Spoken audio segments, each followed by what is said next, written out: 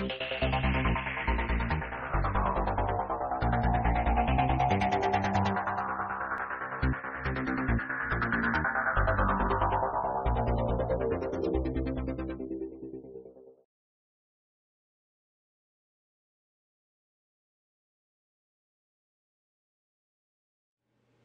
and welcome to Ubuntu Videocast. In this episode I'm going to show you how to install Privoxy or Privoxy, a proxy server that will basically filter out all kind of junk like advertisements and pop-ups and so on. And I really recommend that for everybody who has to support and maintain a larger network and likes to have the users have the user to serve more efficiently the network. So alright, let's just get started right here, and as usual, go in and update your apt-get repository. Sudo apt-get update and hit enter your password. Alright, and then we go right in and install Privoxy. Okay, sudo apt-get install Privoxy. Alright, enter.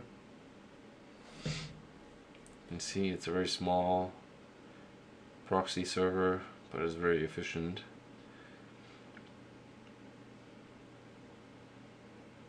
Alright, this one is done, and then we have to edit basically one line, and the entire rest of the configuration works just fine right out of the box, so there's nothing else we have to do. Alright, just go right into your to edit the configuration file. So enter sudo nano, and it's under etc privoxy and config. And then basically what we have to look for is the listen-address directive. Alright, so let's go through this file here.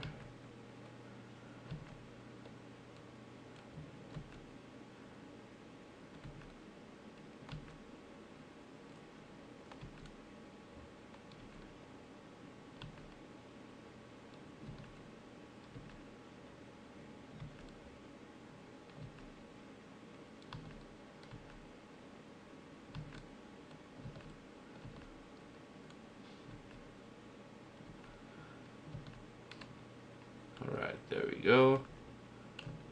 Up. There you go.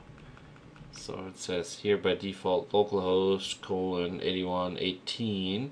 So we'll just comment this one out and add our own address in here. And then 192.168.0.208, and then port 8118. That's a default port that Proxy is working with, and yep, that's about it. So go ahead and save that, and then we go in and restart our proxy server. So sudo etc.d Privoxy restart. Alright, cool. Alright, let's bring up our browser.